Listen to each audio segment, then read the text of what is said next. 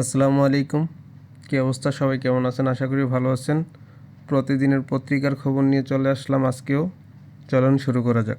আমার দেশ পত্রিকা। নাহিদ ইসলাম পদত্যাগ করেননি।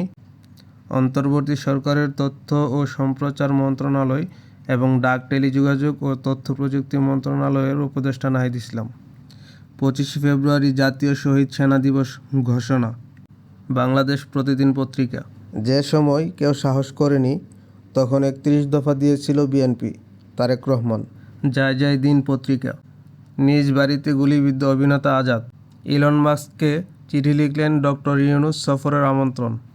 এবার বাধ্যতামূলক অবসরে 4 ডিআইজি। 25 ফেব্রুয়ারি জাতীয় শহীদ সেনা দিবস। যুগান্তর পত্রিকা। এবার এস আলমকে দুদকে তলব। কালবেলা পত্রিকা। মার্চে ঢাকায় আসছেন জাতিসংঘের মহাসচিব। সিঙ্গাপুরে চিকিৎসাধীন জুলাই বিপ্লবে আহতের পাশে তারেক রহমান। জানা গেল ফিলিস্তিনি বন্দীদের মুক্তি না দেওয়ার কারণ। কালের কণ্ঠ পত্রিকা।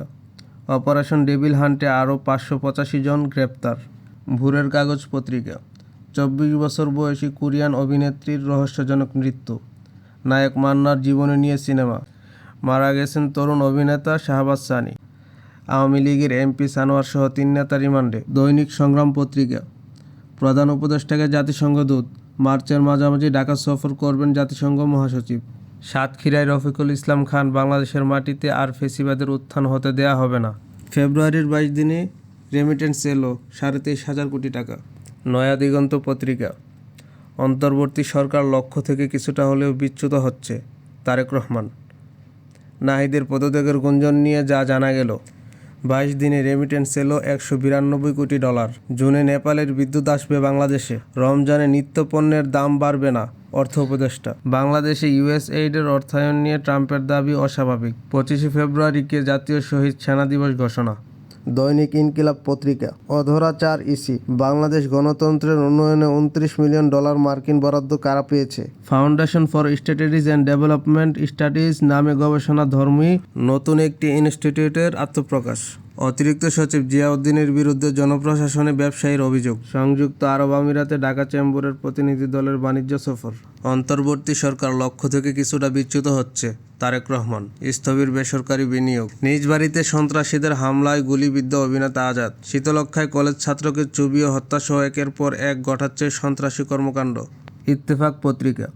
সবার সহযোগিতায় 91, 96 ও 2001-এর মতো নির্বাচন করতে চাই সিইসি। জুনে বাংলাদেশে বিদ্যুৎ সরবরাহ শুরু করবে নেপাল। ত্রিপক্ষীয় এক চুক্তির আওতায় 40 মেগাওয়াট বিদ্যুৎ বাংলাদেশে রপ্তানি করবে নেপাল। পদত্যাগের গুঞ্জন নিয়ে মুখ খুললেন নাহিদ ইসলাম। ধানমন্ডিতে সশস্ত্র মহড়া, ডাকাত আতঙ্কে মসজিদে মাইকিং। অবশেষে কমল স্বর্ণের দাম ভরিতে কত। একদিকে ভারতকে দোষারোপ, অন্যদিকে ভালো সম্পর্ক চাওয়া হাস্যকর। জয়শঙ্কর। ভারতে 5 বছর ধরে এক কিশোরীকে ধর্ষণ করে 60 জন। পতাকাবিহীন গাড়িতে যমুনা থেকে বের হলেন নাহিদ।